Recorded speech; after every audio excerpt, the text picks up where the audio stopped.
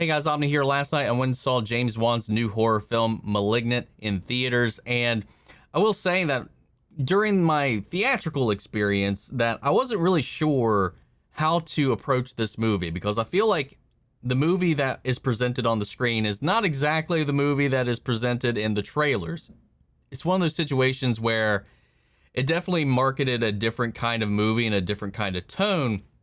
So when I was watching the film, it felt a little disjointed, a little confused, and definitely a little jarring at points. Afterwards, I did look up a couple of interviews with James Wan to kind of see what he was actually going for, and it does explain some of it. It doesn't fix my problems with the movie though, but he's kind of going for in this. It's paying homage to the 80s and 90s kind of horror films that you would find in the back of your rental store, as he described it. And he was like, you see your normal movies up front that are being advertised, but you really want to dig further. You go into the back and you just find these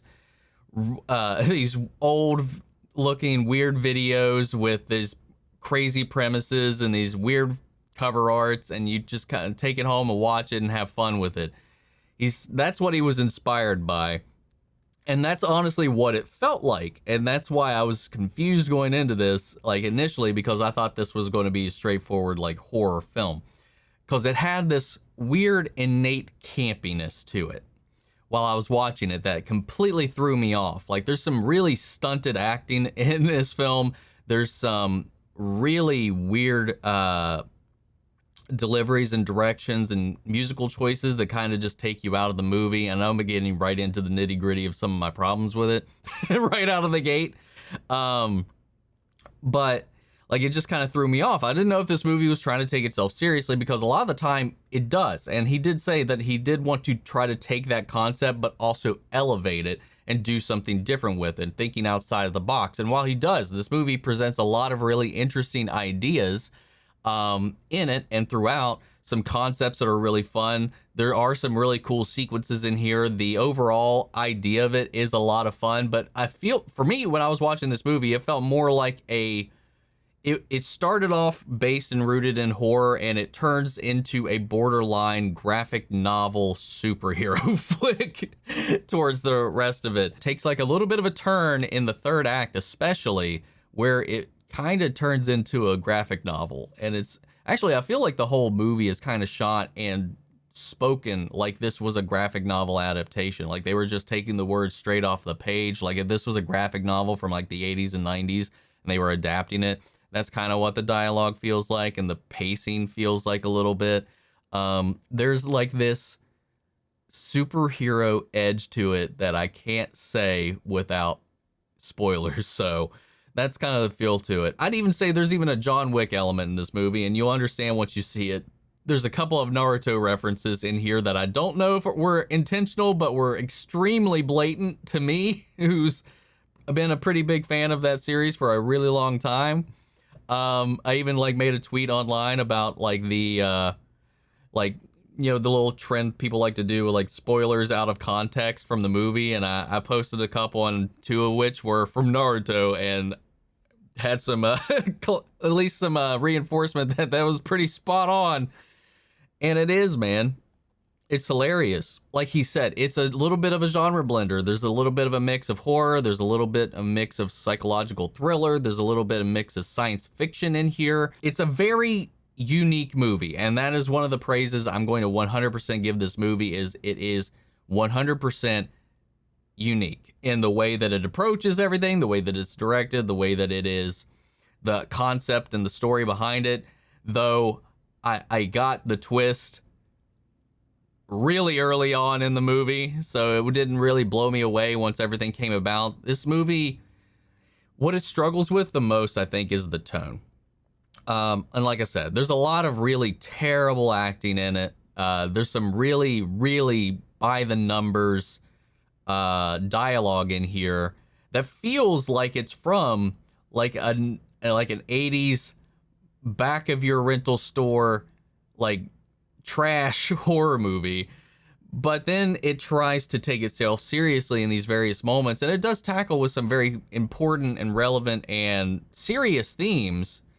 And it does carry with it a lot of heart. I will say that there is some definite heart in here. There are some good performances. I'd say the lead, Annabelle Wallis, does a really great job in this role, bringing this character to life, this tortured character who is seeing these visions, seeing these murders. And it's really, she does a really great job in this role. But honestly, the fact that it is blending all these genres, and while he's trying to make it this campy yet serious kind of thing, it never really blends together very well. So it's always kind of at odds with itself, because every time you have a serious scene, you would kind of cut over or have it interrupted by some weird line deliveries that never feel natural. Like most of the doctor characters in this movie, like their dialogue is just not anything a normal human would say. And again, it comes back to, I don't know if that's intentional or not, because I've went through a bunch of his interviews, and like, while I think that it might be, it just puts you at odds with every time the movie tries to be serious. I'm not sure while watching the movie what parts I'm supposed to take seriously, or if I'm supposed to take any of it seriously. This movie had me cracking up throughout it. Like, even when it was trying to be serious, I was laughing. This movie it's entertaining, but I don't know if I don't know if when it's being entertaining to me, if it's intentional. And that's where I'm kind of conflicted on this movie, because I've seen this movie get some crazy praise, and I will say, like, again, the lead's performance in this is really strong.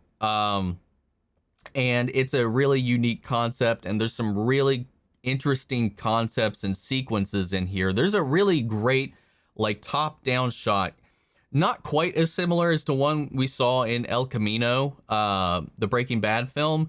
Like, this top-down, like, layout view of a home. There's this really interesting pan and cut across these different layers and sections of the house as something is happening, which was really well done. And I gotta say, like, that was my favorite shot in the entire movie. It's hard to really describe this movie without talking spoilers, but the twist, you can pretty much catch it from a mile away. It tries to keep you guessing, and in doing so creates quite a few plot holes. There are a number of plot holes that are in the film that kind of only exist because they are trying to keep you guessing on what is actually happening. So by doing so, they end up breaking the rules of some of what is happening in the movie. And they do that quite a few times. At the expense of the story and consistency, they want to keep the mystery a mystery for as long as possible. So they kind of break the movie's own rules, and by doing so create inconsistencies in the plot. So, like, there are some gaps in logic that happen just to keep the story moving and keep the audience and the viewer not 100% sold on what they think is happening. Another thing that's inconsistent in the film is the power scaling of this entity. Like, it is all over the place, and then once you get the twist involved, it makes it even muddier and harder to understand. Some great themes of, like, blood and relationships, and does blood make you family? Can you be family without a blood connection? There's a lot of stuff like that. There's some tackles on some serious issues, so I will give people some warning if you have any sensitivity to, like, abusive relationships. There are some scenes that might be quite upsetting. It was definitely an interesting film. I don't know that I liked it for the reasons that James Wan wanted me to. So I'm going to say, like, if this was meant to be a serious film, which I don't know that it is, because he says that it is, but it's also not supposed to be. So I'm going to give you 2 grades on this. If I'm going to grade this as, like, a serious film, I'm probably going to give it, like, a 4 or a 5 out of 10. I think it's just way too mixed and confused with its tones to really kind of be one or the other. But if you want to approach this as, like, a tongue-in-cheek campy film, this is like an 8 out of 10. So if you want to see a weird, wonky, zany movie with some interesting sequences. There's some really creative sequences in here, and I gotta say, for something you're not expecting, there's some really creative fight scenes in here as well. And I will say that a lot of the fights and a lot of the movements with this creature and the interactions that have happened with the person doing the work, it's all practical from what I've learned. Most of it's practical, either with animatronics or with this dancer that they hired to do this role. I gotta find her name. Briana White, and might be saying that wrong, but that is the actress who did a lot of the choreography for this creature. And from what James said, for the character of Gabriel, there's a lot of really interesting ways in which, of course, his body like can contort, and the way that he moves is very unique. And there's a lot of really gripping and intense sequences that have a lot of physicality to that performance, and it was done by Briana White, who is a body performer and a dancer. So most of, if not all of what you see, other than the obvious, that is done with this character is actually her doing it. So that is like a feat of performance that I do also want to praise as well in this film. But I can't really go into why without going into spoilers, and I'm not going to do that here. But guys, that's been my thoughts on the movie. I'm really curious to see what you guys thought about it. So sound off the comments, let me know your thoughts down below. We'll carry on the conversation after the video. Huge shout out to our channel legends, Mandy Scher, Ryan Karen, Jason Coleman, Philly Vane, Yuri Korskov, and Margaret Grace. Thank you guys as always for your support. If you want to talk about this movie, any movies at all, or anything else, come join us in our Discord or follow me on all my socials. Links to all of those are in the description of this video, and I will catch you guys in the next one. Take care, everybody.